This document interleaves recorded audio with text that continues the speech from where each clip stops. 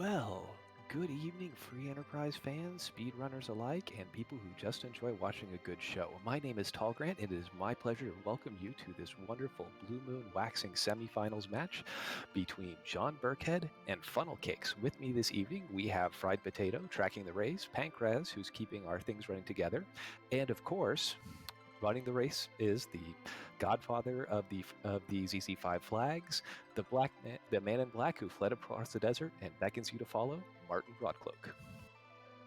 Boy, I feel old now. Godfather.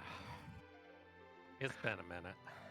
It's been a hot minute, but I tell you what, it's been about a day since these two butted heads, and boy, did they put on a great show last night. Yeah, now we gotta look forward to game 2, and it's a foo. Well, and for those of you who may not have joined us last time, I highly recommend checking that match out, but we also had a Foo start. Foo Soy is only going to appear 1 in every 12 seeds, and with that magical 1 in a gross shot, we have managed to pull Foo Soya for a second time in a row for this match. So it's going to be really interesting to see how the runners approach, if they change from what they had in mind and what they're doing. Martin, why don't you talk a little bit about our flag set for tonight? Before we get to that, I have a question, though, for you. Yes, I sir. think we should quit trying to shade over to the chat that it's a 1 in 12 to get food. We all know that's not the truth. We all know with how many foods we've seen, that whole 8-ish%, that's out the window. So don't worry about that. Well, to tell you the truth, I said there's no way it's going to happen a couple times in a row, and therefore made a 100% chance it was going to happen. Yeah, so if either of our runners are unhappy about this Fusoya start, I'll put my hand up and say, yes, it was me. I'm sorry. I made you guys do this. There you go. Objectives. I see Odin, and Canderstruck. Well, it is a good night for doing Canderstruck, although I will say, we did also see an Edward last night that, without any sort of weapon cut for him, JohnBirckhead picked up and took on the faith he would get it, and was eventually rewarded finding a spoon. So who knows? Maybe we'll find great things for Edward tonight, and find other ways to cheese our way through the bosses, as is our wont. Haven't we learned about Edward yet? We all know, Edward, Spoonward in Blue Moon is wonderful until you get exactly a Z. And then you know exactly what happens during the Z fight. He equips a Loki heart and shreds it. No. See, there's hidden code in the game. See, what people don't realize is that if Edward is in your party, he's getting the counter nuke. That is just no ifs, ands, or buts about it. So you take Edward to Z at your own peril. Well, it is definitely at your own peril, but we have two runners who are going to put on a great show for them tonight. If you've watched either of these gentlemen in the tournament, they have just been absolutely fantastic. There's a high degree of skill going on here, and you came here to see the best, and by gosh, you're probably going to tonight. Oh, yeah. Yeah, I mean, you start with a mop. I mean, that's power. I mean, it's not quite, Red Moon mop, starting with basically a mop lacking all forms of equipment, which is fine. So I think, you play this one a little bit differently than Red Moon. So, look, it's great. You get spells every time you kill a boss. How are you going to kill a boss early on?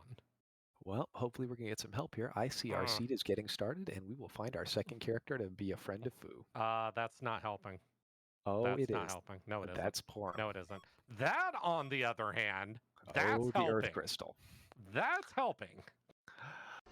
Well, we may be getting some powerful loot out the door. Of course, for those of you who follow Free Enterprise a little bit, but have not paid too close attention to these flag sets in the tournament, we are on T Wildish tonight, which means the treasures are weighted to be a bit better, and of course, the treasury is weighted to be quite nice because it requires a key item to get to it. How many crystal swords are in the treasury? It depends how many Cecils are in the seed. I would say we're going to find 2 of them in there if there's no Cecil, and of course 0 if there is one. Okay, what if there's only 1 though? 1 crystal sword? That means we find Kane. Yeah. Okay, I'll settle for 2 then. All right, let's go. Well, Funnelcakes wants to get the boss hunt underway for Fusoya and is heading to Mist Cave. Of course, Fusoya will get supercharged. But that's vanilla. Wow, I'm sorry. Did you just see how much damage Fu did? About 200. That is a power staff if I've ever seen one. I would put folding money on that part. Well, Funnelcakes has chosen to do Miss Cave and take the optional boss just because every time we take a boss, Fu gains 3 spells in his kit, and so the hunt for Duke begins. Yep. Meanwhile, JohnBirckhead receives a set of Dragoon armor from Bedward and is heading to raid the treasury, and looks like Funnelcakes will be right behind him. And I see a very nice sorcerer robe for Fu and a defense sword that several people... Ooh, and a curse ring. And there's the sword. Wait, no, wait, that was only one. Oh, no. There's an X-Cal and two defense swords. It's... Oh, no. That means Kane's in the seed somewhere. Oh, no. Not like this. For some of us, Kane is a hero. Well... And for some of us, he's a villain. Well, I'm glad some of you have that opinion.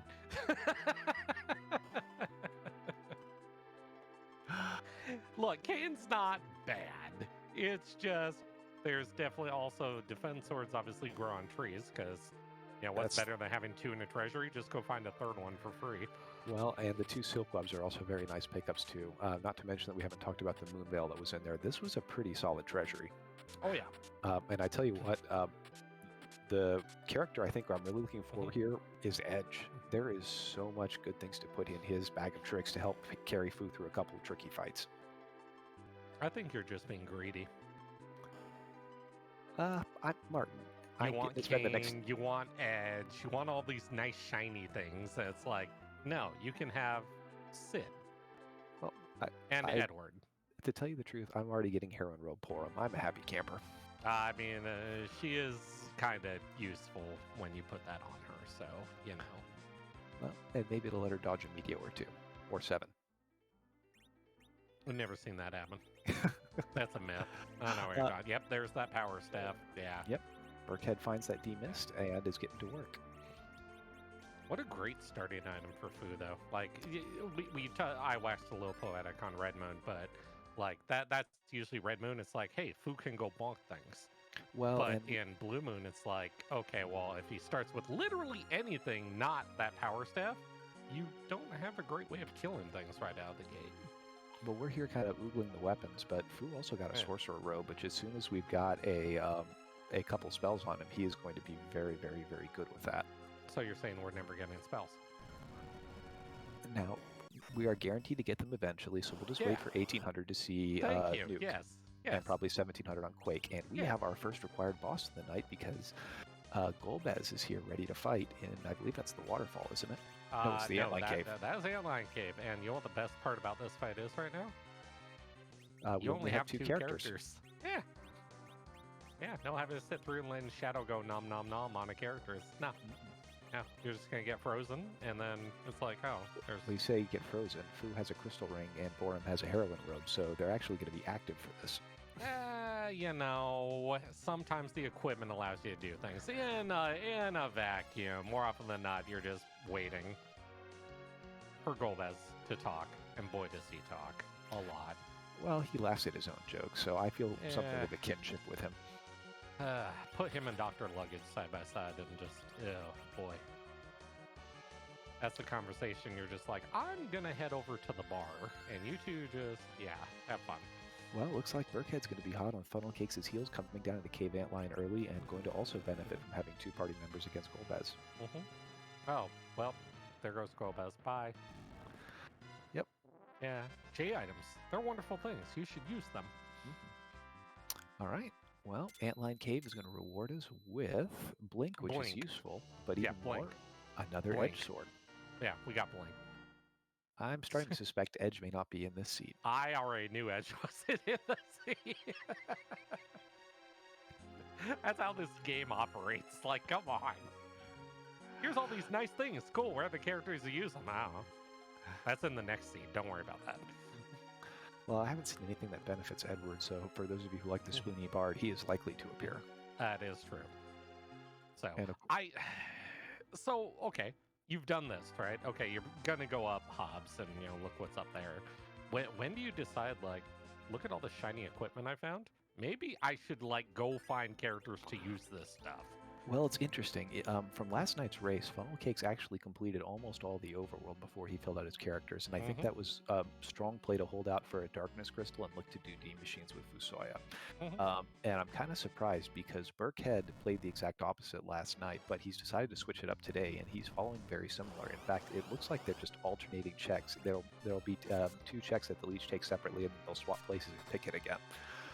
So you wonder if there's going to be a point where the two of them decide to diverge. Wouldn't surprise me. I mean, these two, I mean, as it sits right now, they're playing this like, honestly, how a lot of us play Red Moon Fu, where it's your whole idea behind this is give Fu as many turns as possible. So the more characters you have, the less turns he gets. That, you know, you're sitting there parrying and doing all this extraneous, you know, that you don't need to do.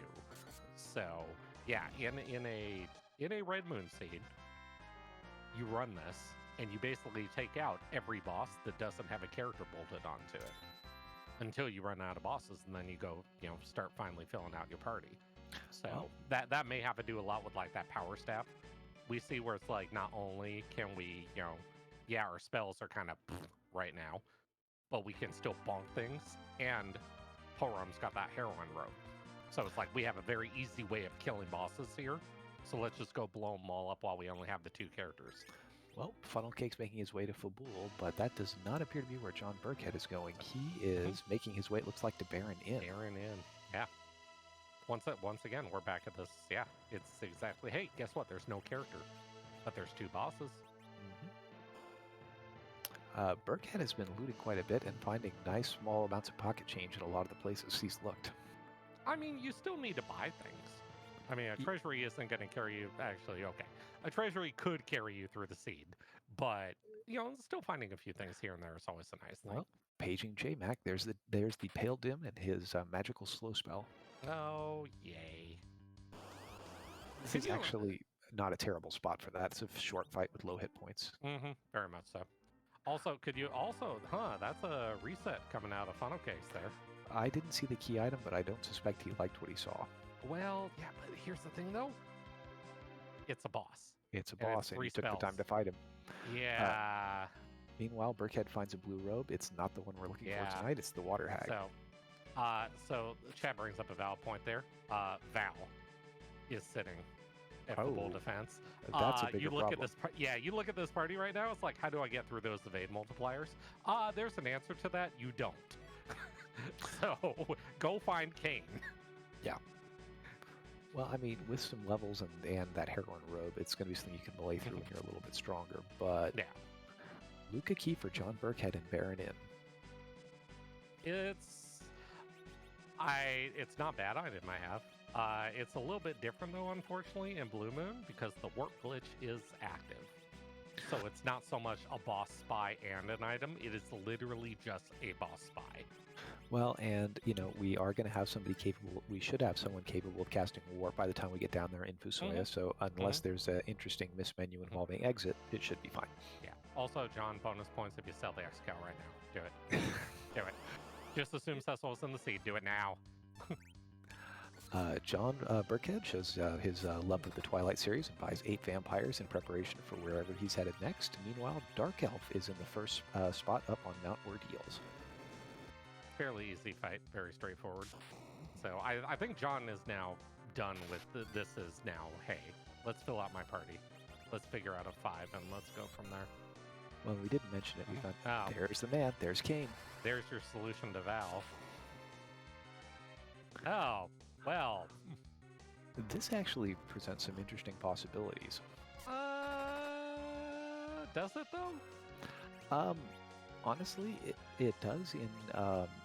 I think that Fu and Friends might be fun, but if there's enough digging in the sea, there could be some nice hybrid things going on. You have Cecil with an X-Cal.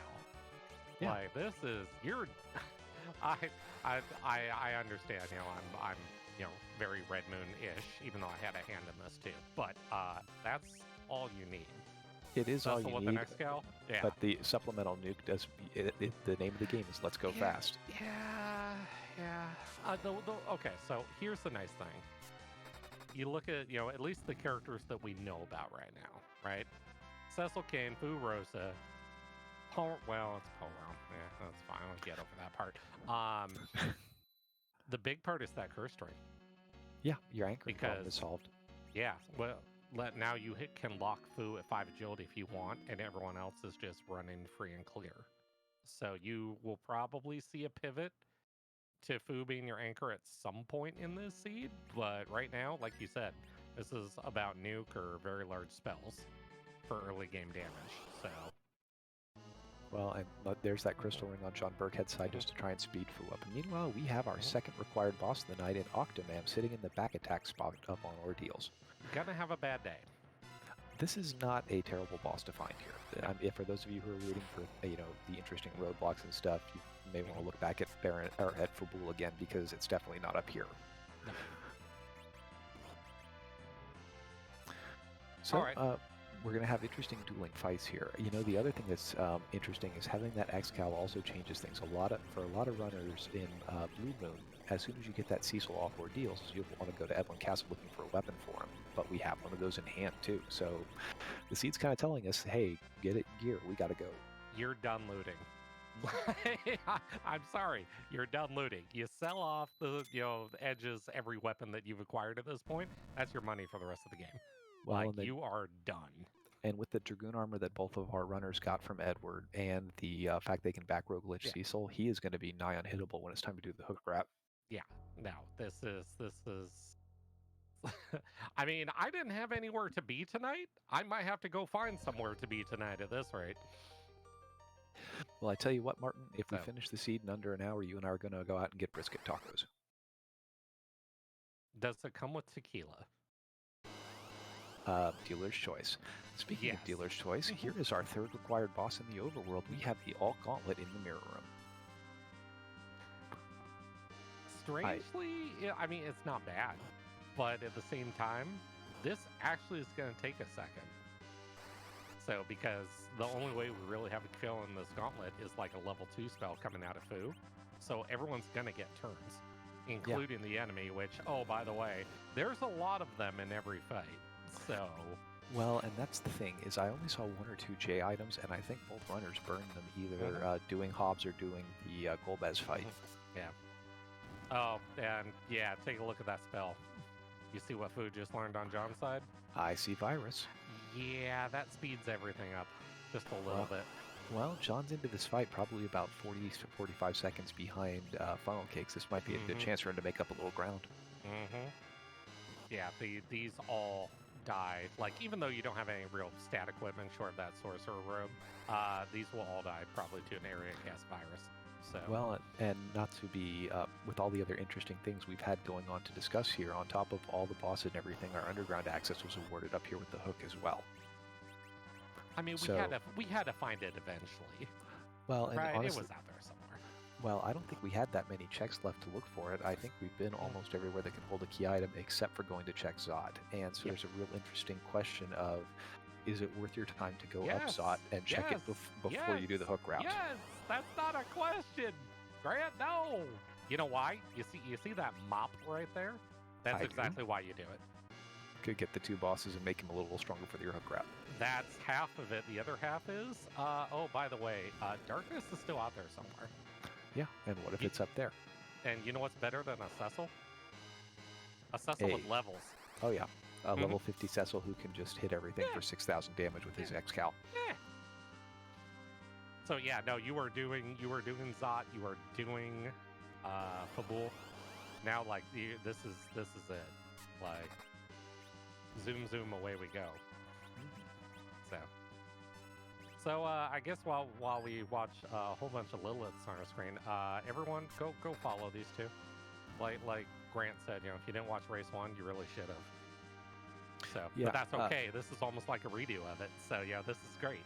I will say, having been a longtime follower of both these channels, Funnelcakes is a fantastic runner who is really entertaining to listen to and has some of the best music that I've heard of anybody in the speedrunning community.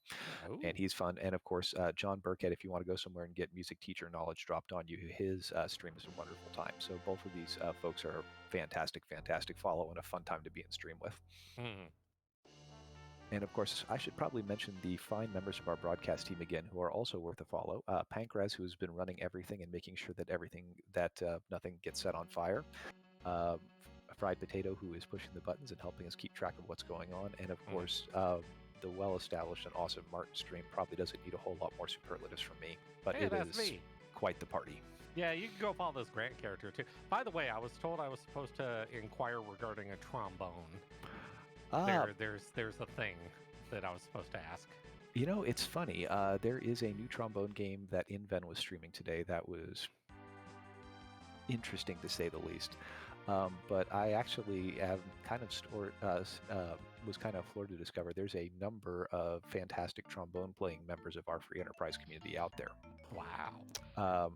Including JohnBirckhead, who's here as well. But I believe also I see notes from Leuston Churchill, Doc Cossack, and of course I play as well.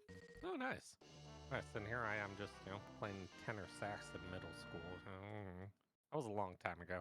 That's where we all start out. Yeah. And there is an unofficial plan to put something together. Pancras, our esteemed restreamer, has inquired about that. Yes, there is something that is being very tentatively developed right now. Oh, no. Stay tuned. Oh, no. I'm intrigued.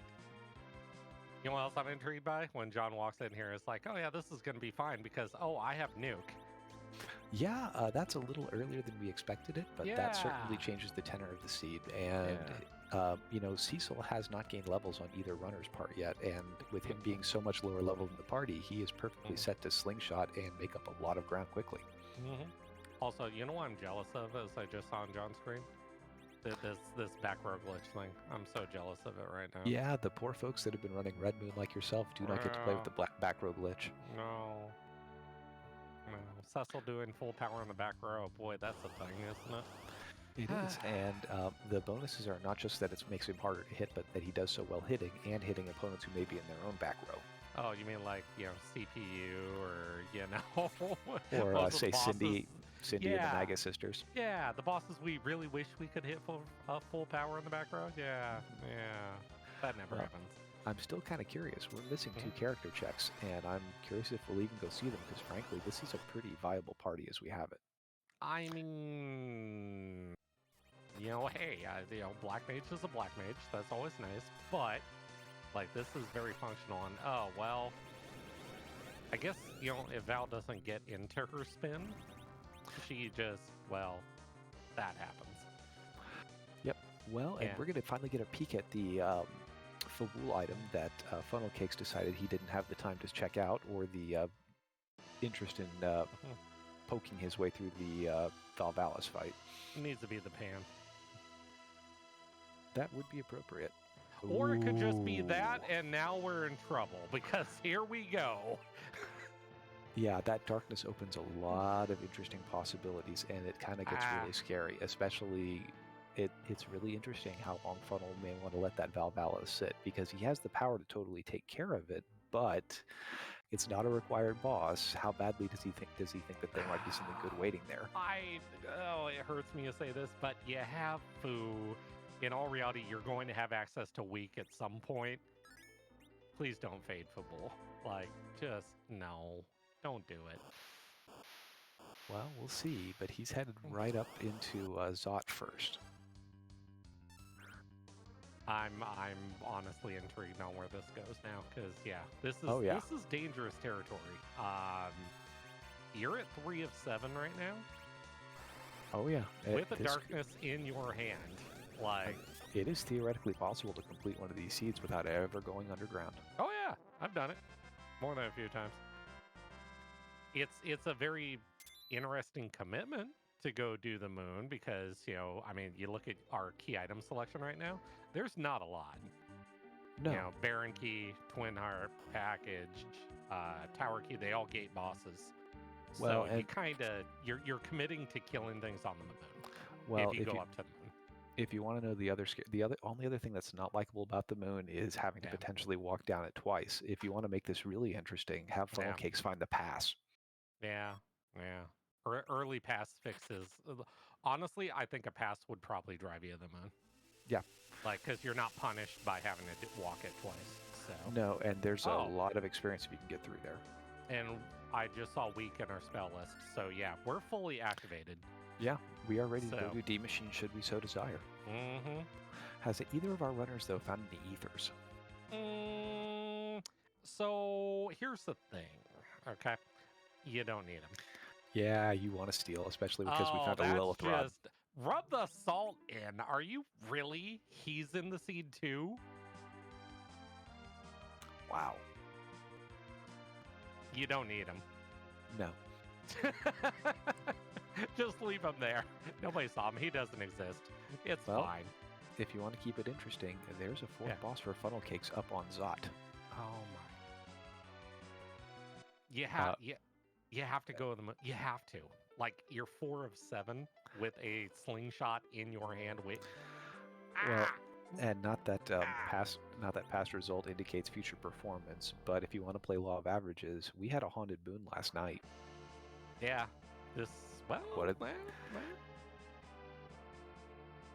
I wonder if that plays into their thing. Oh, so you have nuke on Fu, right? So the hook route is free. Mm-hmm. It's really free. Like you blow up anything on the hook route. Could you see both these runners do completely? Could you see one go D money and one basically gun the hook route in hopes that yes, you could. Yeah, I think you totally could. We have the officer and gentleman fight up in the second room on the Tower of Zot. That is not a required fight, but a fairly simple, straightforward, free one. We should be seeing Funnelcakes through here pretty quickly. Mm-hmm. Oh, come on. Wait, do we not have stone yet? Oh. We do have stone. He chose not to cast it. Come on, Funnel! You're not Possum. I got faith you can hit an off-slot stone. Let's go. Well, especially because Fu is wearing at least a sorcerer robe, and he has a good Lilith rod in his hand, and I think I know Birckhead still has the crystal ring on Fu. I'm not sure about Funnelcakes. Yeah. Now I will say, okay. So let's wax poetic on D money here for a second, because the setup for this gets really interesting. With the party, you're looking at the party on screen that we have right now. Fu is not 100% guaranteed to hit weak in an off slot right now. He needs a certain amount of equipment and a certain wisdom stat to make that happen. Right now, he ain't got it. That being said, sticking him in the middle because of the accuracy boost to it would probably help the matter. You could put the cursed ring on Fu and stick him in the middle, and the rotation for that never breaks. So, but pass. Yeah, there's the pass. Moon. Yeah, moon. Well, so it looks like Funnelcakes is going to go take care of that Valvalis and go find the Darkness Crystal rather than try to be cheeky and just go down the hook route without it. You have to. You cannot. It's a risk. It's too big a danger with this party and this setup. We know what's here. We know you started with the Earth Crystal. That's fine. You don't fade this on the off chance it's something that can give your opponent an advantage, whether it's Earth Crystal, Darkness, a Pink Tail, something along those lines where you're like, if I fade this and I give my opponent this 20 minutes before I come back here to do Sheila 1, I'm in trouble. So yeah, you don't fade this for that exact reason. Well, we have a attempted life glitch and off slot stone going on JohnBirckhead's side. Come on, John. One time. We have nuked Valvalis a second time. Oh, poor Val. Nope, it's a full stone. See it there? See? No, Fu can hit that. Based on the damage totals between the sides, I think that crystal ring got allocated elsewhere for Funnelcakes. I think that's the difference in stats between them. I could see that. And Darkness for Funnelcakes and upcoming pass for JohnBirckhead. All right, so I'd like to hope we both know what they're doing. Do you go shopping for ethers? Well, we discussed this before, but both of them found a Lilith rod earlier. That is free ways to tap your magic. That's effort, though. Like, just ether and... Yeah. I don't think we've looted one, have we? Ethers... It's possible we got one. I know nobody found one shopping. Or at least I'm fairly confident no one found one shopping. Both runners have elected they're going to anchor with Aurum. I see the curse string going on her has gone onto her on both sides. Okay. And JohnBirckhead appears to be heading to the hook route. Wow, look at this. Is this just shopping, or is he going straight down and just ignoring the potential to do D machines or moon? I mean, once again, you're in that mode. It's like, what are you shopping for, though? Like, honestly, you have what you need to beat the game right now. So what exactly are you looking for besides selling off all the defense swords, which is great. I love it. Yeah, don't forget to sell that Hanzo, too, while you're at it, please. Thank you. Just coffins. Mm-hmm. And mute bells for, somebody who buys that many mute bells is thinking about doing a warlock grind. They're precautionary, I would say, more than anything. Like, you buy them just because, in case, like... Lovely agility manipulation in those ninja hats Birckhead found. He is appearing to be going down the hook. One last check in the weapon shop, but I think he's heading down the hook route. So, okay. These two, obviously, game one, obviously was a foo. So I'd put folding money on the fact they both watched each other's race to try and get, tendencies out of them. Is this a play that John is doing because he doesn't think Funnel will do it, or...? I think this is a play because I think he is trying to be different than Funnel. Funnel very strongly opened and played this way last night with the two characters, looked for the Darkness Crystal, and then once he kind of had lost hope of it, gave up and went and collected his characters and went down the hook route. Now, on that race, JohnBirckhead was actually behind Funnel getting through the overworld checks, but Funnel stopped and looted an Eblin, and Birckhead did not, and actually passed him going down the hook route. Yeah. But I'm wondering if there's a little bit of metagaming going on in the head here. He's expecting Funnelcakes to go do D machines and is trying to outwit him. And of course, we see Funnelcakes making his way to the hook route. Yeah. So chat brings up a valid point. This could just be flat out, at least not for John, but for Funnel, this could be a boss spy. I mean, if you put yourself in Funnel shoes, we know who the boss is. But what happens if Funnel walked down here and saw a fifth boss guarding the hook route? Yeah. What does that change in your head as far as routing and how this goes? Well, I mean, the odds of you finding two bosses on the moon are not great, but that's a little bit less than that's the average. 1.9. So we round. 3 is a much bigger ask. So if you find that extra boss here, then it becomes everybody panic time. Yeah, very much so. And it's so interesting to see this because I get the sense that there may be some attempt to be different from each other, but they end up doing the same things in just a very slightly different order, which again is a very big contrast from last night where they took some very big different swings. Yeah. I'm curious to see, like, this may just end up being, I mean, I hate to say it, you're a 4 of 7 with a pass in your hand. How many bosses don't we have eyes on right now? 4? 2, 3, 4, 5. Yeah. 5 is high. I think 4, you start really questioning whether you are just in full-on face check mode. 5, though, I think you need to find one of those items first before you do that. Bardic knowledge, my suspicion is that the crystal armor was foregone for 2 reasons. Number 1, you can't berserk Cecil when he's wearing it because it prevents any status ailment. And number 2, there's a fairly nice strength bonus on that karate shirt that'll help Cecil do more damage. Yeah. And I think with Cecil in the back row, JohnBirckhead's not too worried about him getting hit by anything. Speaking of large time-wasting bosses who enjoy talking too much.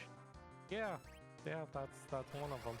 So, unfortunately, you notice we're casting Nuke here and not Quack. Gee, do you think we're learning Quack at 1800? It could be, but we're fortunate to take out Lugia like we did. The danger in taking out Balnab first is if Lugia gets another chance to speak, he'll then waste some more time by transforming himself into Balnab Z. It's almost like there were certain bosses in this game that were designed to waste your time. Like this one, and Golbez, and Dark Knight Cecil. Basically anyone that decides they want to give a speech. Well, no experience. There's and Quake. we have well, I will ask you the traditional question, Martin. What? Did you see anything? Besides the fact we learned what? Quake, Meteor, and Pooh is now full powered? Well, I was more curious if you saw me playing with my dolls again. Oh, no.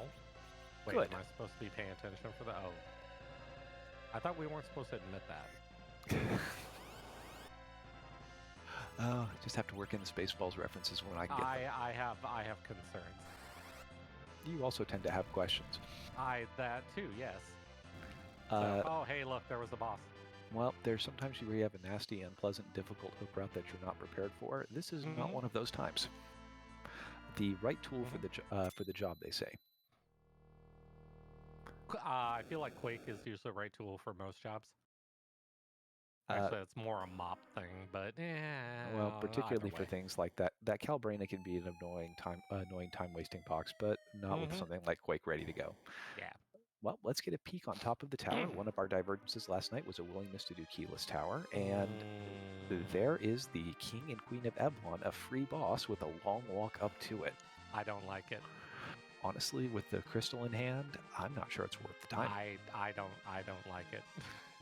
I don't get me wrong, keyless towers burned me before, along with many other people that play this game, but I don't want to waste the time on that fight. Let me Birckhead, go. Yeah, let me just go look at other things. Birckhead has reached the underground, and meanwhile there is a stubborn Cal doll that is standing in Funnelcake's way.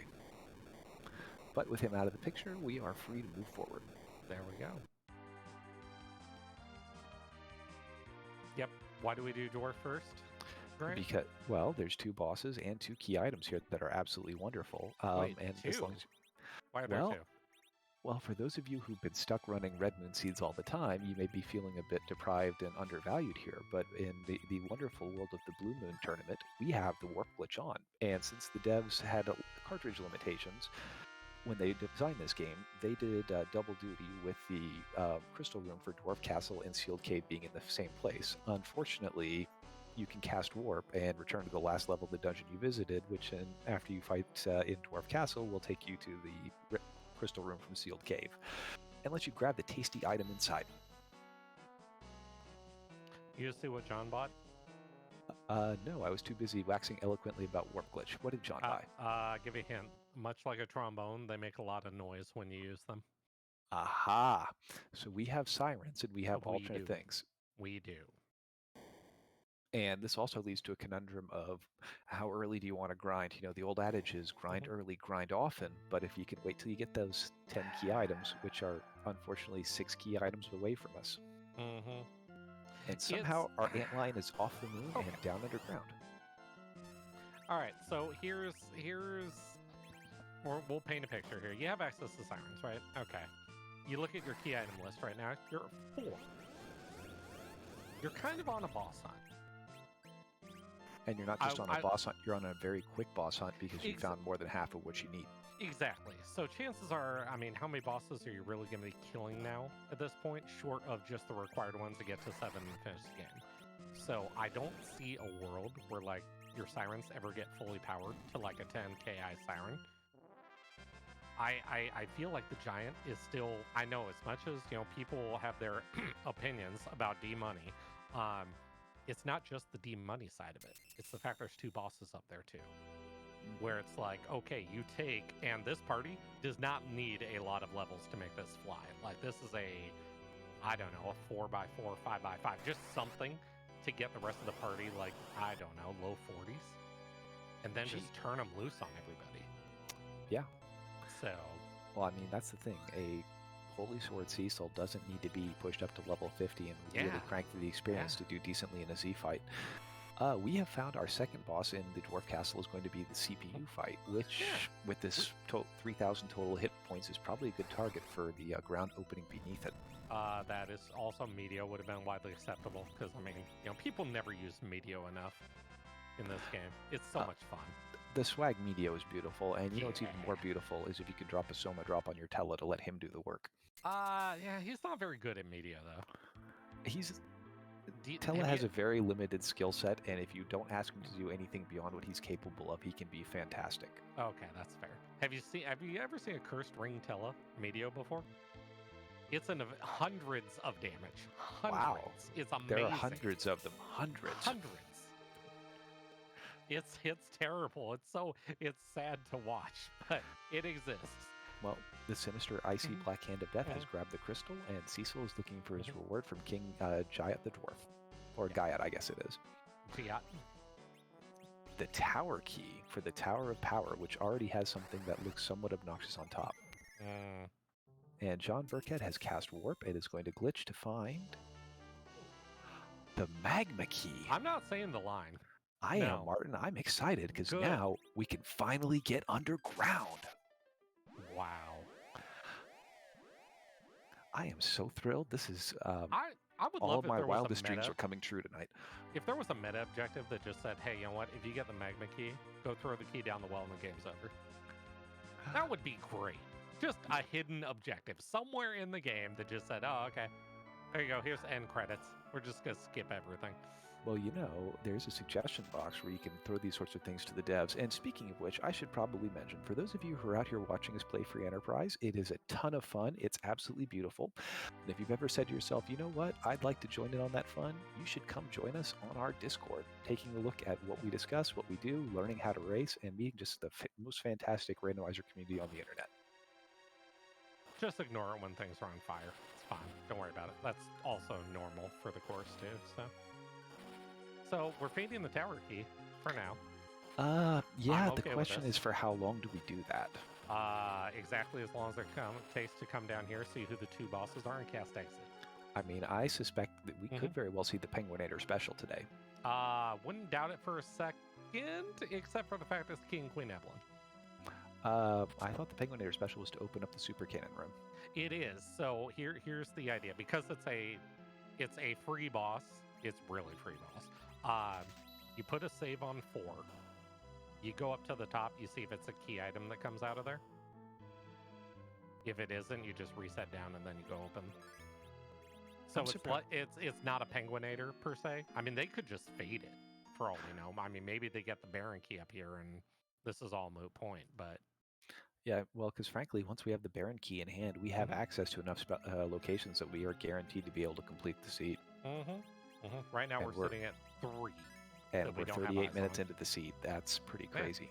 Yeah. Well, Pank, we do have a divergence. After Funnelcakes has finished in Dwarf Castle, he is going to go ahead and check out the tower. Meanwhile, Birckhead is making his way down into the Fey March to go see who our bosses are. I mean, they'll meet up again. And of course, for those of you who, the underground, they'll cross paths. And for those of you who may have missed it, the magical twin harp was the free item in the Fey March. We're not doing the twin harp. You say that, and we have We're not doing the twin harp. Relatively doable bosses down here. Neither one of which is required. That Dark Knight Cecil, which can theoretically hit pretty hard, is down here. But I think with the power in this party and the right battle speed, this should be no problem. These waves do in the neighborhood of 650 to 750 a wave. Yeah, well, like I said, with Fu gets Fu a heal off, he's 2, fine. This is literally 1 cure 4 and the fight's over. So, yeah, there you go. Well, not only that, there'll be a fun choice for JohnBirckhead because you usually have time to get 1 life off after the last wave, so he will probably be able to get this experience on one other character, and probably going to be Cecil. But you have Sirens. That's true. Do you really need it? Well, meanwhile, the Super Cannon room has the Magus Sisters, who are not required, but also susceptible to being quaked. And Funnelcakes values the item checks. Also, remember I was talking about bosses that talk a lot? There's one. He has to give you a 15-second speech, when he leaves, because, that's what bosses do. You know, Martin, talking bosses are not the only things that you'll have to deal with in these seeds. Oh, that's a find. Someday you'll see. Someday. Today, not that day. Well, I believe JohnBirckhead is going to actually probably just go ahead and take this Bahamut without too much trouble. I could be wrong, but that's kind of what my gut tells me. Meanwhile, Funnelcakes wants to see who that what that King Queen and Eblet is holding. Okay, so Bahamut. I'm gonna be the devil's advocate on this one. I disagree with this, and I have a reason why. Well, I would love to hear it. We've got a little time where these runners are going to fight. There's going to be another speech on the Funnelcake side. I'm all ears. Why don't you expound? Right. John, Tower Key, King Queen Evelyn, and a pan. That's 5 checks that you're sitting on. You're at 8 key items right now. You're probably getting to 10 via those 5 checks. So why are you doing this? Because the obvious devil's advocate question is he did this because he doesn't want to walk down here twice and potentially miss something. Though, if you look back in the tournament, John had a very close race with Raging Ravine that came down to taking an optional appeared to be optional Bahamut in the Fey March that happened to hold a key item that unlocked the seed. And, you know, it's also interesting to hear you kind of wave your hand when we saw Twin Harp. The check that decided last night's match was Oh the yeah, Twin no, Harp. I remember very well. But at the same, it's like, okay, I don't have eyes on 3 bosses right now. Like, for me, if this isn't the Baron key, this just cost me a minute of time. Right. No, you're absolutely right. Of course, it's an edge weapon, because why wouldn't it be an edge weapon? Meanwhile, the Sand Ruby is up with Funnelcakes, which, while it is a key item to help push him toward the total, it's not what he's looking for. Yeah. And we welcome all of you, those from RPG Limit Break, who have joined us tonight. Welcome aboard a very exciting, very fast race between JohnBirckhead and Funnelcakes. I would encourage and remind you that there are several people here who have not seen the match you just finished watching and will probably catch up on it. So please, no spoilers in chat, and welcome aboard, and we're happy to see you.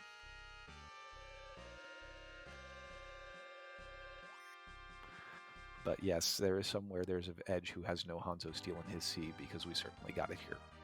That's fine. All the crystal swords and everything are in that other seed too. So, I mean, we're used to that. That's nothing new. Well, So. JohnBirckhead wants to boss hunt and is going to go take a look. Even though we've emptied the key item out from the sealed cave, we're going to go see who the boss down there is.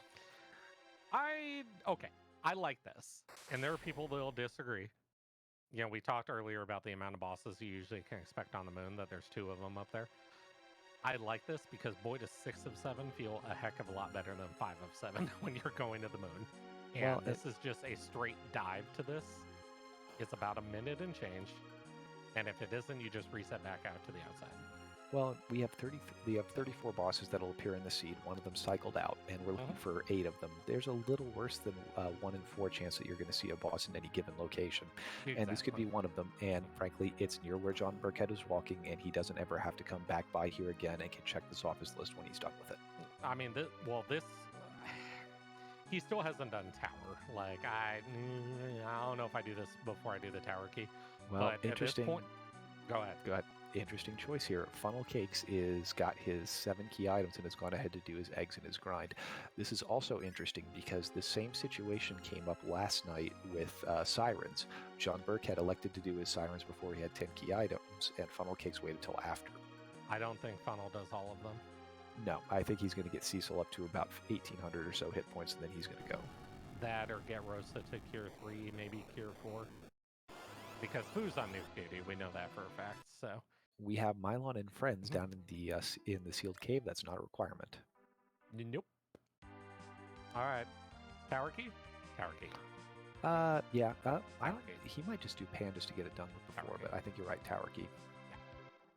Yeah, we're still on a boss hunt. Like, yeah, you want eyes on bosses at this. Well, the Pan's nice and all. It could turn into something shiny, but I want my eyes on bosses at this point. Well, I'm I think 5. That 8 key items makes him a lot more likely to go up and look at the top of the tower. You still have a Pan in your hand, though. Like, well, and that's the thing. That Pan represents 2 K main checks and a K summon check. The odds are, there's fairly good odds you're going to find 2 key items. I'd like to think so, but then the game gives you, like, a firebomb, a longsword, and a samurai hat as your prizes, and you're just like, wow. That's 3 minutes of my life I'm not getting back. Thank you so much. Well, let's be real. I mean, we love to do things, but Rando's going to rando. Birckhead just wants to face check the boss. He is out of there, and that's actually not going to hurt him because I don't believe that there's a whole lot of valuable key items. It was a Stardust. Well, there's a Stardust and then the Sand Ruby on top, so. Yeah. So. No, I like it. I like it. Like, John, I feel like at this point, John is in face check mode, so this is...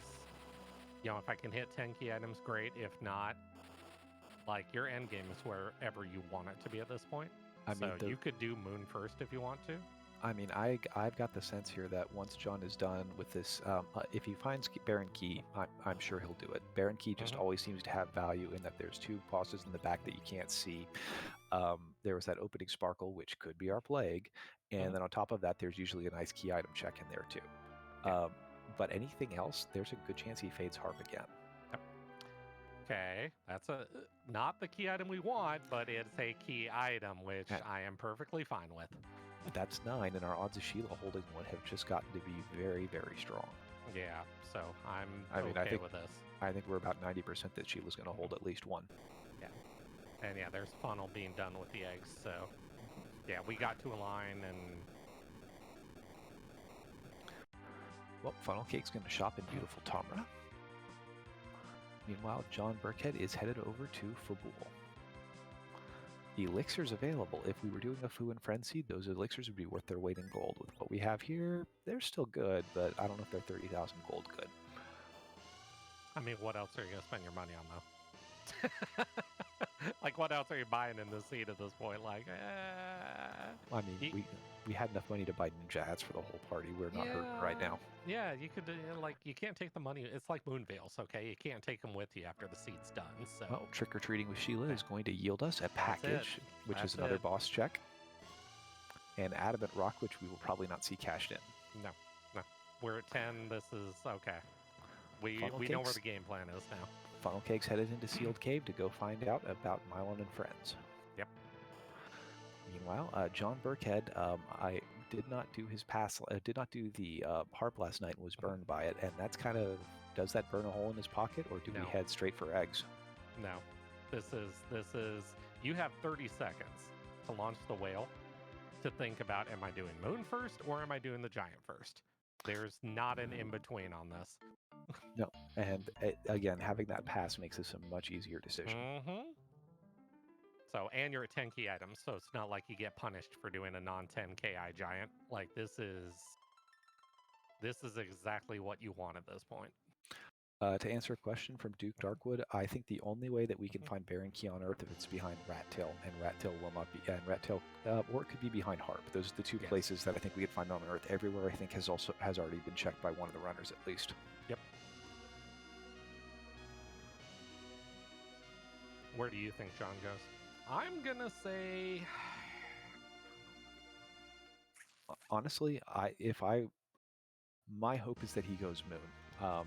I hope that he just kind of sticks with it and doesn't get too rattled from what happened with him last night. I'm thinking, like, okay, I look at this and it's like, nope, what he wants to go check. What are we doing? We are probably either going to package or harp, or both. Wow. That is a bold play. Again, it may be a little bit left over from what happened yesterday. But harp had big value last night, and I think the other thing that may play in its head, getting back to your metagaming, in this situation last night, Funnelcakes checked harp. Do it, yeah. I mean, it's time. This is 2 minutes. And if you want, if you want my guess from having watched these runners, I'll bet you Funnel checks harp too. That's interesting. That's interesting. This is exciting. It's really, I'm kind of edge of my seat sitting up right now just because seeing the runners and watching the thought process is just got me absolutely spellbound. Yeah. It's an interesting question, as chat points out, John's down a game. Yeah, but there's also playing to win and playing not to lose. There's 2 different ways you play this right now. So... Well, and that's the thing, is there's that cluster of bosses. Confirmation bias is the thing, right? You get burned by this once, I don't want to get burned by it again. I know, I'm guilty of it. I did it last tournament. I don't blame him for this. But it's 8 checks on the moon versus this. Yeah. Well, Funnelcakes to be faced with the choice that our friend JohnBirckhead made a few minutes ago of, after he finishes the Dark Knight Sea Soul, how do you feel about looking into that Bahamut? And again, only 3 locations that Funnelcakes does not have access to, or does not have knowledge of at least. But, hey, you know what? We talked about trombones earlier and, tenor saxes and, piccolos and probably other things, but music. Yep, we have a randomized harp song from Edward, so we're going to be quiet and let you all enjoy what's out here. Yeah.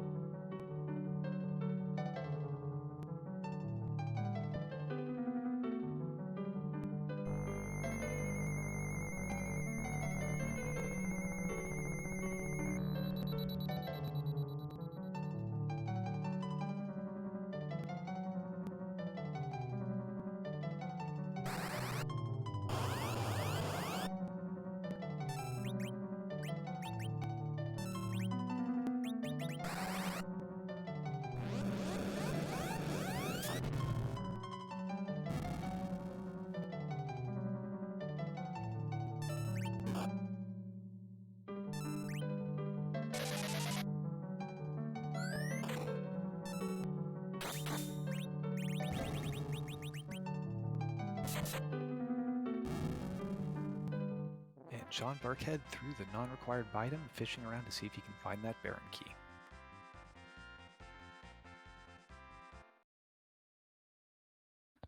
I don't think it's gonna be a Baron key.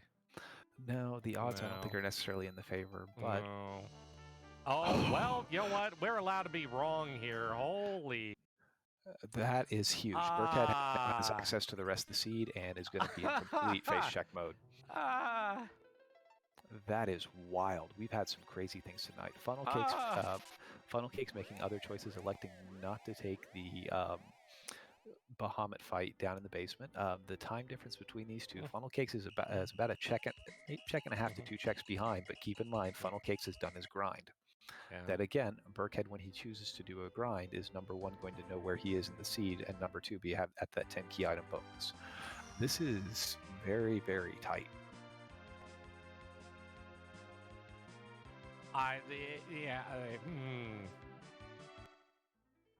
I love the one and never. I love the fact it paid off. It's great, and I love the fact that John's committing to it because hey, I got a Baron key from a check that I probably shouldn't have done. So I better follow it to the end. So, yeah. Well, I think John came in with a definite game plan, and I would suspect, based on how, I mean, we haven't really seen him hesitate with any of these sorts of things. I think this was the plan, was to fully loot out Earth. Maybe we just a little bit spooked because the moon was haunted last night, or maybe we think we'll just save time by not having to ride up and down in the whale. Yeah.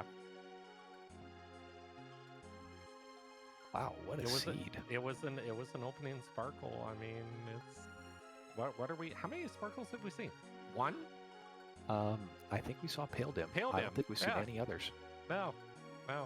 No floating eyeball, no lunars, no blarg, no Ogo. Yeah, no, nothing. Nope Noodle still at large. Meanwhile, Funnelcakes raising the lunar whale, just at least to get it over with. Who knows what he will have in mind next? I hope John is set up for blarg here. I hope he is too. That can always be a real unpleasant surprise, especially in the second slot here. But even the first one, because you know the sparkle, it can be here, and if you're not fast enough. There he is. Kane throwing up the Star Veil, and Birckhead will be through. Look, I may not have gotten the Baron key right, but I got this one right, okay? I don't know. This has been a night of tempting fate, Martin. We both said things that have immediately we said, oh, that will never happen, and seen it come true. Yeah, you know. That's free enterprise, though. Like, that's just how this game operates. So, it's not surprising. Good news, blarg's off the table, which means when you are on the moon, as we see Funnel on the moon right now, at least John will know. Not going to be surprised. Like, you know, the Murasame spot where, you know, it's a walk down there, you're not going to get surprised by a random blarg and just get nuked into orbit. So having that off the table is huge. The long-desired Bacchus wine sitting in the moon shop for Funnelcakes, and we have another sparkle here, another crack at Plague, this time 1 and 3. Yeah, why have 1 when you can have 2? Spoilers, that's not it either. Nope, but I think these things are about to go down to the deep ravine. Yeah, most things don't like Quake.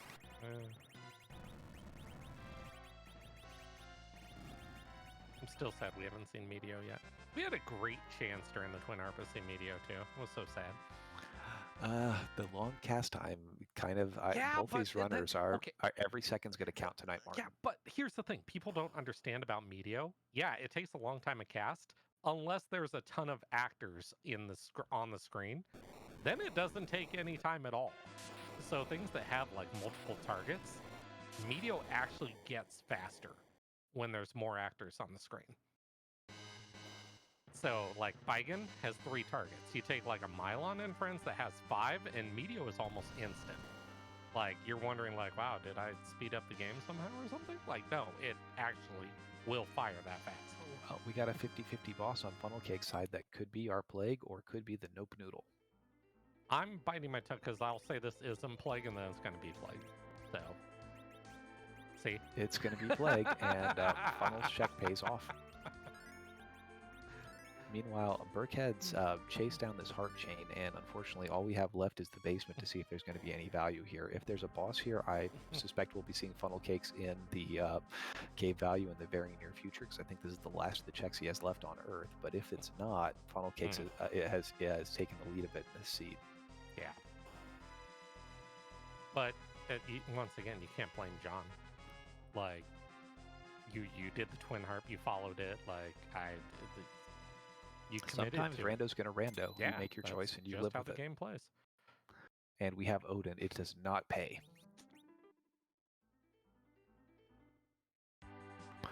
Well, Birckhead's running a little bit behind, both in the fact that he is that one check with a required boss that's not going to pay out, and also that he has not done a grind yet.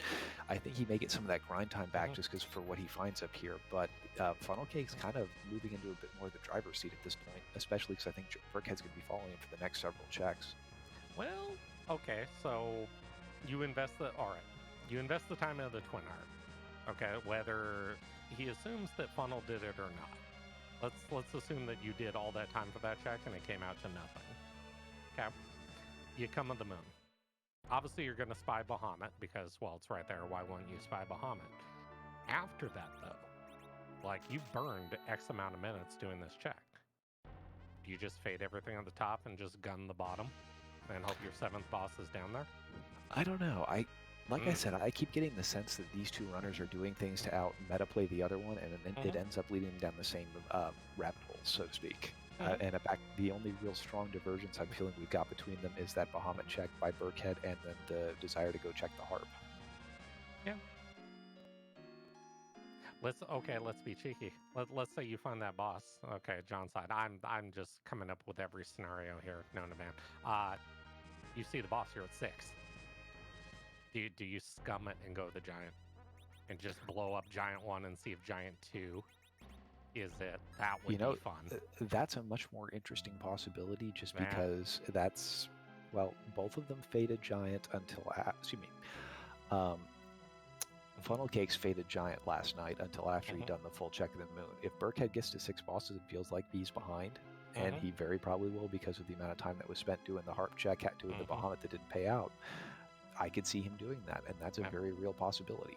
Yeah, but then Pancras brings up a valid point: is what if you think your opponent did a D-money? Like, there's so it's like, here, let's just juggle chainsaws here and try not to get cut by one of them, because that's we're just spitballing. Well, at this point. Who knows what these two are thinking right now? A year ago, with the way the meta changes, I would have been a little bit more doubtful about my opponent even finding the Darkness Crystal, just because it had been so fashionable to fade Fabul, but that has been out of fashion for some time now. It's too dangerous, especially with like a Tella, a Fu, something along those lines. You can't give your opponent that advantage, so you just assume they did it. Well, or even just finding an Earth Crystal there. Not that that would be a potential in this seed when we get handed at the beginning, but an Earth Crystal early in the game changes an awful lot if you've got something good in that treasury. Yeah, exactly. So, JohnBirckhead fighting that plague while Funnelcakes makes his way to the teleport point to go down to the Lunar subterrain. We are at the 1 hour mark, folks. We have quite the race going on. Hey, happy hour mark. Yes, but for our unhappy hour, this was our deadline for the post-race brisket tacos tonight, Martin. So those will have to wait for another day. I wanted tacos. I know, we all want tacos, but I also have to moderate it, else Fat Grant will return. Oh, well. We only live once, right? That's true. Unless you're James Bond. Well, that's also true. Well, while Funnelcakes makes his way down to the bottom of the moon, I will once again send a shout out to our friendly restream team tonight, who's doing all the hard work to make things wonderful. All these people are great follows and worth your time. That'll be X Pancras, who's running the broadcast, Fried Potato, who is pushing the buttons and tracking things, Martin Broadcloak, who is talking about all the things with all the knowledge, and me, who everyone is putting up with tonight. Hey, that's me. I know things. Sometimes. Sometimes. Except for where the Baron key is. For those that were asking about the Plague waits a little bit before he takes an action. So if you can get a couple people fast enough and berserked in the queue, Plague will sit at 0 before he lets it tick down to finish, and he'll just kind of politely wait for his turn until you finish him off. Yeah. Basically, it's like those people that always cut in line, and then they let other people cut in line. Then they like leave to go get tacos, and then they come back and get back in line. It's like that. It's like those type of people. That's what plagues that person in the back. Funnelcakes finds the mom bomb down here, and there is one other factor we didn't talk about, Martin. Funnelcakes is missing that Baron key, and while he knows that sparkle's not what he needs, there are 2 bosses in Baron, and they had that uncomfortable situation last night of not having everything unlocked when they finish the moon. Yeah, but that's go mode. Oh, that is go mode. I take it back. That's mom bomb. That's required. Yeah. I was wondering, like, wait a minute, why? Well, hold on. I mean, look, the objectives. I mean, we love our meme objectives. Maybe there's something going on. Like, that looks okay. There we go. Now it looks like the boss. That was exactly what kept my brain from fully processing it there. That is unfortunate news for JohnBirckhead, as he is going to be a check behind here. Yeah, and that is, where was that? That was Plague. Yeah. That was the White Spear Altar. So gunning the bottom of the moon. Yeah. Yeah, that was it. Does Funnelcake swag walk, or do we just pass our way back out? This is like, I mean, you look at like the totals. I think he probably saves just to take a look and think about how he's doing this fight. But in all reality, this should be done. Yeah, so. I mean, but we'll see. I mean, stranger things have happened, but it's Funnelcake's race to lose it this time. I see a Tricker. I know what the proper thing to do here is to attack his weakness and cast lightning. No. Well, okay, once. Yes, you can do that once. After everyone that, though, please don't do it ever again. Everyone should do it once just to see it happen. But Funnelcake's not quite liking his final levels here. Wants to get a little bit more oomph before he heads down to do Zeromus. And I think happy with what he's got right now. So we're going to exit, make our way down, and turn in the pass because we think that's faster. A case could be made here too, that maybe Funnel's just going back to do a couple eggs on Earth first before turning the pass too. I don't think you need to, but they're better experience than that Tricker was. So yeah. I'm surprised because both these runners found hourglasses. I figured if Funnel was going to do a serious grind, he would have stepped up one floor and taken down a couple of gold dragons for the 180,000 experience they'd be worth now.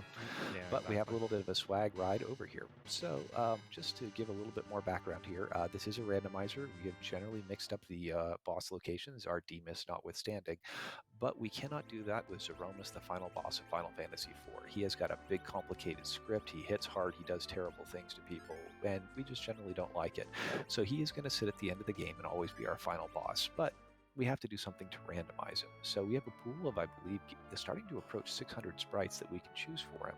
And one was randomly selected before the seed, which none of us have seen, but all of us are sort of shortly going to find out about it. And so as Funnelcakes teleports down the Altered Serpent Road to make his way magically to the moon, we must ask ourselves, are we going to cast Meteo on the boss? No? Oh, damn. Well, and as traditionally asked, whose butt are we going to kick tonight? Ow. But Martin, Meteo... what makes us a great community? Tradition, tradition, tradition. And Meteo. And swag Meteo. Okay. You know what's more fun than casting Meteo on Z? Casting Meteo on a behemoth. So much fun. I don't know. I'm always a fan of seeing Poron make the white kill in here, but I think that we're just going to see the big angry Cecil swing the sword. I mean, that's kind of, you lean on your firepower, and boy, does he provide a lot of it when you give him a shiny stick. But yeah, this is quite the jet seat tonight. JohnBirckhead has acquired his crystal, and if Funnelcakes has any sort of problem with Z, I suspect Birckhead will be right on his tail. Yep. And for anybody wondering, by the way, this isn't done. Like, this is not, like, you look at this, Rosa's under 1800 HP, yeah, Foos at 2k, but, I mean, we all know that, like, if we're playing this, we're probably, we're nerfing the first big bang. That counter nuke's going somewhere. Well, and depending on who it hits, this could fall apart very fast. Especially if it's Cecil, and especially if there's a big bang roll that comes after it. Yeah. So this is not done by any means. Well, Worms is. kill him with fire. Well, nuking it from orbit is really the only way to be sure. Yes. Birckhead parking the whale leads me to believe he is headed down to do a couple sirens before he goes to Zeromus. It's a comfort thing. Like you do the sea fight when you're comfortable. Like this strat you're seeing on Funnelcakes side, a lot of runners would just be like, eek. Well, I'm not sure that Birckhead's Rosa has Cure 4 yet. Oh, that could be a slight hiccup too. In fact, seeing less than 1,000 hit points, I know she doesn't have it. Level 30. Yeah, I think we might see some eggs in our future. Just a couple. All right, Kane beating Patley average doing 1,800 swing, and nobody was surprised by this. Cecil doing 4K though. So all right, so we're sitting at roughly 6. Well, here comes our big bang. So 6,000 is kind of that threshold where we're going to get what's affectionately called the fake shake. Z has a refill script built in because numbers are difficult. So any direct damage past 45,000 triggers a refill on Z side. But Z can still shake first, and then you can trigger the refill. So you'll think a big bang is coming, but it may not. So you have to be very careful and kind of keep an eye on the numbers on this. If you're wrong, one of two things happens. Either you put a nuke in its face and trigger a counter when you don't need to, or a big bang comes out at full power and uh-oh, you're in trouble. So here we go. Do you see a nuke come out from Foo right here? Yes, you do. Well, I think we've made it about past that refill. We're going to find out. Yeah. Because it's going to fire as soon as this is done.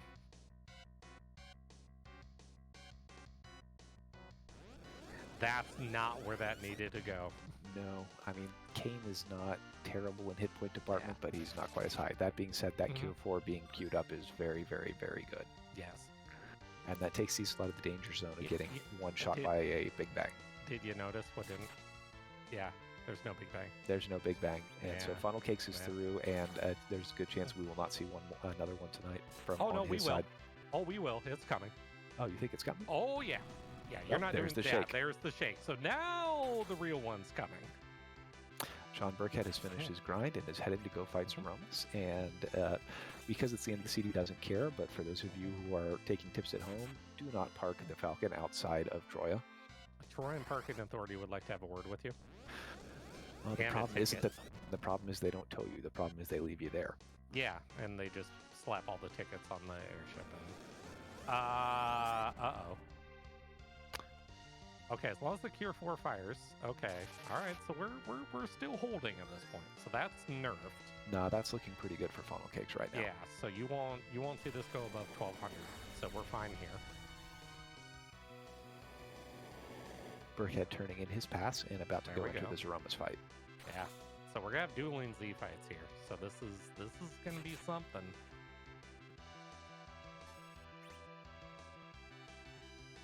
Okay. There's Meteor. There are rocks. That is almost certainly through the fight with Cecil zerked through, and I think just a couple more swings are going to do it. Yeah.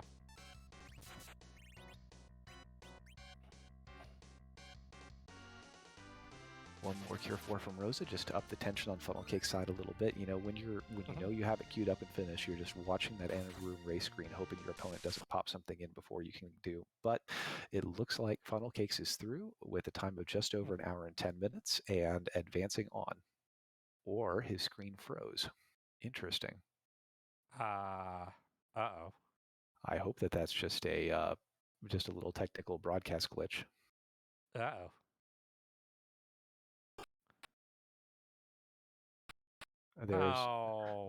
We just got the God voice in our ears. Grant, you want to tell him? Yeah, something happened on Funnelcake's side, and you can see the reset here. There's a bit of an admin review going on about things. So, folks, we will remind you both these runners are on a 10-minute delay. We're actually looking a tiny bit back into the past for what's going on here. So we ask that you stay in here with us because apparently we've got a little drama headed your way tonight. Drama? In this economy? Nah, drama that never in this happens. economy. Please. But okay, let's go back really quick though. That was a really well executed fight by Funnel. Like that's exactly how you do a non-optimal like HP kind of question mark Z fight. Yeah. That was very well done. Yeah, it is, and Mhm. it's sounding like several of our viewers heard the crack boom sound of it, and Mhm. that is going to get to. I do not envy the task our admin may have if that's the case, because Ooh, that's a sticky situation. I know the rule. Above our pay grade. Yes, Mhm. that's the rule. Yeah, that's what. That Yeah, I don't need that title. So. well, well, we'll watch and see what happens here with JohnBirckhead and see if he wants to help make things a little bit interesting, folks. We have quite an evening tonight. Yeah. Wait, this sounds like we're giving admins work to do, but it's not a tie. Suspicious. Well, I don't want to speculate. Let's see what happens. Meanwhile, that Cecil kill by Zeromus is exactly what you don't want to see, and especially with that quick Big Bang to follow it. Now, the one good part about this, though, Fu does have life too, so it's pretty straightforward to get, Cecil back up. Or Rosa also having life too is kind of, handy as well. So.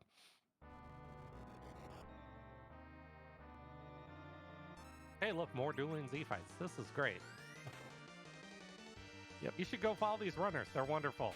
I will say again, I have followed both of these runners for quite some time now. They are both fantastic people to follow. They do really fun things on their channel, and they stream frequently enough that you'll get your entertainment's worth out of them. Yeah. Besides, following, I say get your money's worth. Following is free. I would also encourage you, if you haven't followed our broadcasts, there are now 3 Free Enterprise Twitch channels. The Mothership, which you're watching today, but also Free Enterprise 2, Free Enterprise 3. And I'd also recommend putting a look at our friends over at RPG Limit Break, who've been helping us out during the tournament. I hear they do a lot of, what are those called? Oh yeah, RPGs, yeah. Well, dueling Z fights are what people are here to see, and we're going to get to have another nice look at one and see how things are going. We have what I believe is our second Big Bang on JohnBirckhead's side. Yeah. And that one was not nerfed. Nope, that is full power, so.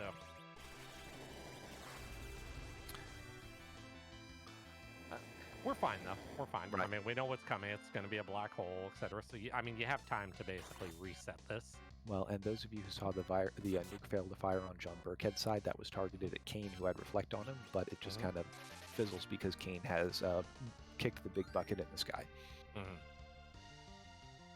We have a shake again on JohnBirckhead's side. I'm not sure we've seen the refill over there yet.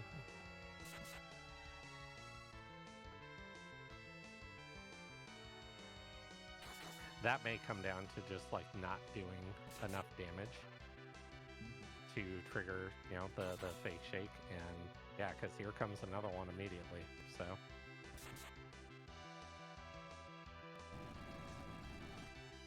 But everybody lives through it. Yep, and there's plenty of white magic to get everybody. In fact, there's the Cure 4 queued up with Rosa. And if I remember right, she has a life staff on her, so she should be doing quite a bit there. Oh yeah, that 2,800 health on herself is a pretty sweet number. Yeah. All right, Black Hole comes through and strips off all the status effects. Meanwhile, we have some nuke action going on Funnelcakes side, pushing through it. I have not counted closely enough to know who is ahead in this particular damage race right now. Somebody is ahead. And well, somebody is not. Well, unless they're tied. Martin, we love you because you always can narrow it down like that. Yeah. There's no absolutes here. Everything is ish. Well, I will, though, have to reprimand you for using the dreaded T word on stream. We're not supposed to talk about that. I'm immune to newspapers. I can say tie. It's fine. Well, after you have been hit with them enough times, you kind of stop noticing it. Okay, I had a bad experience, all right? I didn't, wax poetic on ties for, 3 minutes straight and then get, in trouble or anything afterwards. Well, I have an idea who's ahead in this particular damage race right now. It is JohnBirckhead, who has got his rocks going on and is going to be finishing the fight out shortly.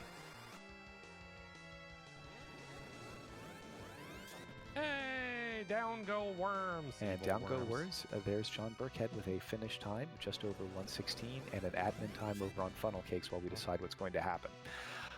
Well, what an interesting turn of events tonight. I mean, it just couldn't be easy, could it? No.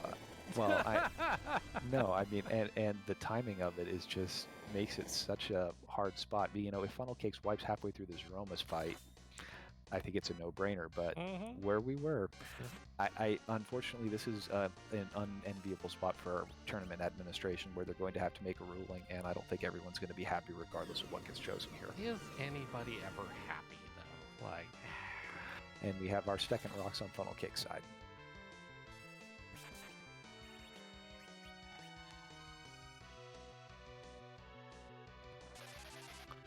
Well, JohnBirckhead coming to the ending scroll. This is a good time to mention that we do have admins who have worked very, very hard to put on a wonderful, difficult tournament. And there's Funnelcakes with his finish, second time to get to the, well, first time to this point on Z. This, I think, past the point where we had the crash before. Yeah, a second time to be determined. But we've had some admins who put on some wonderful work, and we have shouted out our broadcast team. There's a larger number of people behind the scenes who've made everything wonderful for us, and we are so grateful that we can put on such a big, complicated tournament and have it go so well. All right, well, I think we're going to be joined, and actually, both of our runners are coming in to see us right now. GG's, gentlemen, that was quite the exciting seed.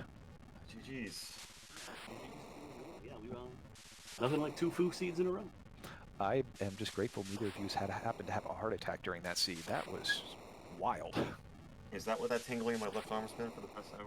Yes. All right, so at least it's a known cause now. Yeah. So obviously, for both of you, you saw the Stardust Foo, and you're probably like, yay. And then you saw the Earth Crystal, and then you were like, yay. Then you saw the Treasury, you're like, oh, here we go. And then you both did Fabul. Yeah. Valvalis was like, hey, what if you came back later? Yeah, and handed you, well, that thing. Yeah. So I'll pose the question to both of you, because neither of you did it. Was it ever on your mind? Not with that party. Okay. With Cecil with an Excal, nope, we're walking right in early nukish on Foo, running down the hook. Maybe if there's a black mage to sling, maybe. I mean, you know, I think there's like it's almost like a Pavlovian response, right? Like early darkness with these flags, and you know, let's go. But you know, when you stop to think about it, you know, we didn't get nuke at 1800 this time. For 1700, we got it relatively early, and like Funnel said, Excal Cecil, you know, it's diminishing returns. Like, you know, I didn't grind till the very end because I thought, you know, it's entirely possible that if there were, you know, moon bosses that I had to take at like Ribbon or Massive, I had to do Giant, like, that was going to be my grind. So why spend the time? Yeah, that makes perfect sense. Well, also, go ahead. No, you got it, Martin. Go for it. I was gonna say, just don't watch back the commentary on this one, where we were both wishing the nuke was at 1800, you know, and Quake. Okay, all right. We never wish that. Yeah, no, never happens. Not to tell you, gentlemen, both Funnelcakes, 23 treasures, really. Hey, I had one good spot, and I'm like, all right, looting's done forever. There are 16 treasures inside that Troya treasury. 18. 18, excuse me. And then there's one you opened in the Fey March. Yep. That's crazy. I was going to say, though, we kind of may have cursed this seed in several ways, because there were several statements made before things happened along the lines of, what are the odds we'll see another Foo in a row? There's no chance that the Twin Harp is going to hold the Baron key. Lots of silly things that then played out.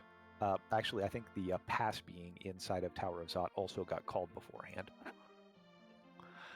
But so if you had some of the weird, obnoxious things in the seed, we'll unfortunately have to take credit for. What I do have to ask about is the key decision about when to do that grind, because that was the first major discrepancy I saw between the two of you, and that's that Funnelcakes, you decided to go for it despite the fact you hadn't found 10 key items. And John, you waited until after you had 10, and I'm kind of curious what the thought process was in each of your minds going for that. Well, I was looking at the bosses I had left, and with Fey March and Luca being the last two things I had left in the Underground, I wanted to be at a spot where I could take every one of those bosses, one shot, walk down, be done with them. And so with DKC and Mom Bomb being the two big offenders, so I wanted to have the HP to deal with all of those at the Fey March spots. Yeah. Okay. I had an elixir, so I was going to go ahead and try to write that out a little bit to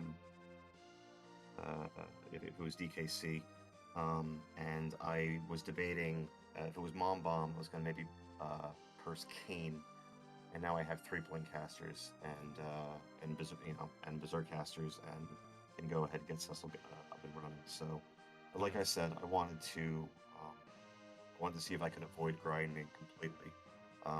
Sometimes you have to Gauntlet on the Moon. Obviously, that was much earlier. Sometimes you have to do the Giant, and sometimes you have to do required spots at high XP spots. So I was just delaying it as long as possible in hopes of saving time. Well, and that actually leads me to the next question that I think Martin and I had is you get that early Darkness Crystal, and at that point you have Fusoya, and you actually see Nuke on him in the Overworld, and you've got Cecil with a big Holy Sword, and you both know you're going to need some experience. Is either of you tempted to go up to the moon before you even try the hook route and start poking around? Not really. I don't tend to like the early darkness because I think a lot of things can really stonewall you there, and you also kind of end up trying to fight things you don't need looking for key items. I'd rather face check the moon and not clear it. The moon is more like if the moon's going to have key items, it's more likely to have terminal ones rather than chaining ones, just with the natural progression of the game. So if I'm there looking for a tower key or a baron key or whatever, I'd rather clear spots that I can one shot with Fu with a nuke, or a couple swings with Cecil, and I want to get down to face check mode by the time I get to the moon, if it's at all possible. Well, I think those are good reasons. Folks, I will let you know that we have just been joined by one of our esteemed admins who I think is here to say something. Scala? Uh-oh. Hello. Eek. No, Hi, no, Scala. Hi, No, Hi. no need for eek. Eek. You still work No. too hard. Okay. Uh, Hi. Yeah, I know. I was just here having a snack after having done commentary, but just to kind of let chat know kind of what's happening with this race. Um, the admins, we all, a bunch of us, mainly the non-competing admins, for folks who don't know kind of about that little wrinkle in our rule set, non-competing admins are admins who have either been eliminated for the tournament or never have entered the tournament. So that way we can be completely impartial when we put out a ruling. We went back, we listened to what we could hear here on the restream. And from what we could hear that Zeromus final sort of crack boom that we hear at the end. What's going to be happening is Funnelcakes is providing us with his local recording. We're going to go through, watch that, make sure that everything lines up with like the amount of damage done for a completed Zeromus fight. And if all of that lines up, we are going to give the win to Funnelcakes, but we're going to see if everything kind of lines up there. So that's kind of where we're at with this right now. We are going to just double check everything. This is definitely a corner case that we've encountered a few times where there's been accidental resets after a finish, and generally we will rule in if we can identify that there was indeed a clean kill and that we would not run into the sap tick corner case wherein a party can wipe after Zeromus has died. Usually we are willing to give the win to the runner who did get that proper Zeromus crack boom first. Again, we're going to be reviewing this. More than likely, there will be a note on this when we export this match to YouTube. We'll probably also do a announcement about this in the Discord with the final ruling. Just because this is a semifinals match, this is a pretty important one. We want to make sure that we take the time and that we verify everything to both John and Funnelcakes, you both ran absolutely amazing race. There's no doubt about that. And we want to make sure that we do right by you and that we treat this right. Okay, makes total sense to me. Yep, and I definitely appreciate it. Well, and if I can commend both of you, not just tonight, but last night also, you have given us two absolutely fantastic races. And, I cannot say enough good things about how entertaining both of you have been to watch and how great this is. And while, my only regret would be that we can't just have you guys just race for the entirety of the rest of the tournament. I mean, if it wasn't a Foo start, I might be down for that. Nah, Foo only. That's the tournament. Oh, Yeah. that's the tournament? Oh, okay. But Okay, he I only got it. happens 9% of the time. It's fine. Well, Martin, I have an idea for what we could do for the flags for the next tournament. I'm listening. It involves having one character, the same character for the start of each seed. How many people would enter that, though? I mean, we were surprised how many people wanted to enter a boss fight tournament, so... Yeah, that's fair. All If my do fun love daughter a freedom wasn't prize. sleeping right now, I'd be going. Uh-huh, exactly, yeah. But, The Okay. Soya Invitational. Nah, here's the thing. You're always totally fine to go and run any type of events that you want to, including community clubs. But you already know that one, Tall Grant. yeah. That's true, and I will actually point out that as we are starting to get near the end of ZZ5, some of the community clubs are starting to stir and come back to life again. In fact, I saw Pink Puff League was throwing an off-season async up just today. So worth your time checking out, especially if you're just starting to get involved in the community. Yes, but I will leave the rest of the interview to y'all. We will go through, continue reviewing, and then we'll have more information in the Discord, and once we export this to YouTube, we will also include a note in that video description, sort of explaining the admin review. I thank both John. I thank you very much for being a absolutely wonderful, gracious runner of Funnelcakes. I also thank you so much for working with the team and giving us the information that we need so we can do this review. And just thank you all so much of the wonderful team behind this restream. And we will do our best to make sure that we treat this with a good eye towards detail and make sure that we make the right decision. Thank you. I Well, really appreciate it. Well, if I may ask the other annoying interviewer question that we haven't, what did the two of you think of the seed itself? I think we've been opining on what our personal opinions are and what we enjoyed, but what was going through the two of your heads as you played this? You have everything you need within 45 seconds. Now go. Yeah, there was kind of that, and it was just, was that Sparkle at Baron going to be Plague? That was my big thought through a lot of this, is where is my Baron key? Yep. There's that Twin Heart, my favorite check now. I may have gambled that one knowing what happened yesterday. Well, I'm wondering, we speculate a little bit on that about how much metagaming there may have been between the two of you and how, if either of you were thinking, this is what I think is going on the other end of it, and so it's going to influence what I do here. Sorry to cut you off. I was definitely on tilt with it for sure. And when I launched the whale, I was like, just go to the moon, John. The math says 2 bosses. But I didn't want to be looking for if there were zonks, I didn't want to be looking for the Baron key on the moon, clearing bosses I didn't have to clear. And so I know Possum, and it's kind of become canon in the community. You use that whale time to go ahead and think about what you want to do. So that's when I decided to go out and get it. Not because I was on tilt about it, but because I wanted to. My HP was low because I was there. I was set up for it. Like, it was the ideal time to do it. And it was another opportunity to go ahead and try to find Baron key. When I found it, I was like, oh baby, we go. Like, I felt amazing. And then 2 sparkles, neither of which were Plague. Like, oh, and then the base was a bust. Like, oh no, that'll do it. Yeah, and my thinking was definitely I was going definitely with a density play. Part of me in the back of the mind was like, I wonder if he'll check it just based on previous things. But I'm like, I'm going to hit the density. I've got the pass when I come back down.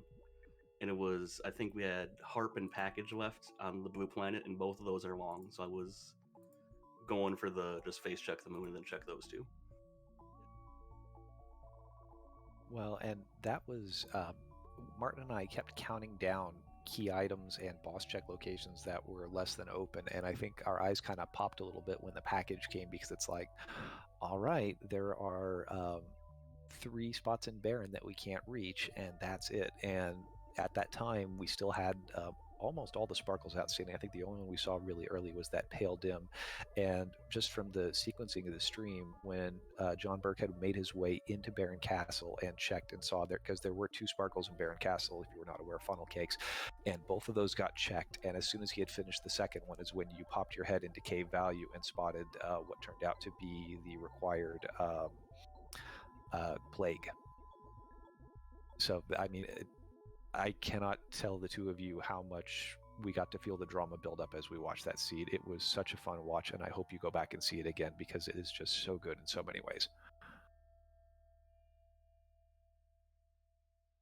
Well, Martin, I think I've run out of most of my questions. Do you have anything for our runners tonight? No, you got them all. I'm sorry, I don't get to come as often as you, so I figured I'd stick my... you hit like every major question there. Like, yeah, these two put on a heck of a race. So, you know, I'm sorry we don't have an answer immediately on how this plays out, but regardless. So what are let's play the game. Let's assume that maybe this is, hey, we need to rerun this. What is one thing each of you take from this one into game 3, if there's a game 3? Do either of you take anything away from this? I don't think it's going to be. I think it's you know, we have an amazing admin team, and I think it's pretty thorough. Yeah. They're very thorough and make sure everything's on the up and up. I don't think it's going to come to that at all. I'm highly confident that I lost. Okay.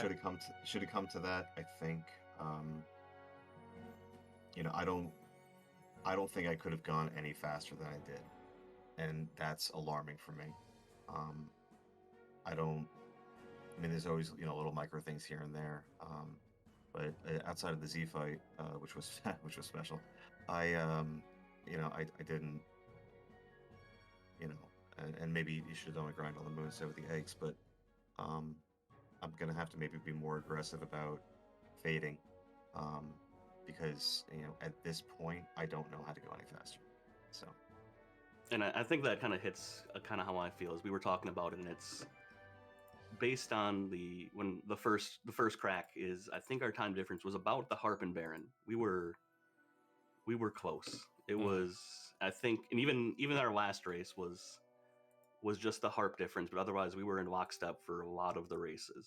So I think it's just trying to find any micro details I can to just push tiny seconds of time. I don't think there's huge minutes for either of us, really. I think it's finding those little tiny seconds and just adding them up through the course of a seed. Well, I think you should both be happy for it. Well, folks, I think we're going to wrap up our broadcast here, and we're going to go visit Beauty and Discovery. But I will remind you, this is our last race tonight. There's still a good amount of tournament stuff going on. Cubs Rule and Curios are going to be on tomorrow on Free Enterprise at 7 o'clock Eastern Time. And then we will be seeing Dubward and Dr. Cossack, along with eNinja81 and Beauty and Discovery, both in elimination matches over in the Blue Moon Waning group, both of them starting at 10 o'clock Eastern. Again, I'd encourage you to follow both these runners. Continue following them in the tournament. Assuming that Funnelcakes is awarded the win, JohnBirckhead is actually not eliminated. He's going to be on a bit of a break, as he's going to be fairly close to the back to the championship in the Blue Moon Waning bracket. It is a double elimination tournament. And of course, if for some reason that these two have a race number 3, which will be happening, I think, on Sunday if possible, you know what kind of great show you can expect for it. So I think with that, we're going to send you over to see Beauty and Discovery. We hope everybody has a great night. Thank you so much for tuning in with us. Martin, any final things? Tacos. Yes, tacos. Not until we get a 1-hour seat, but I promise you I'll take you out for tacos. Oh, tacos. Okay, now everyone go say hi, and we'll say bye. Bye.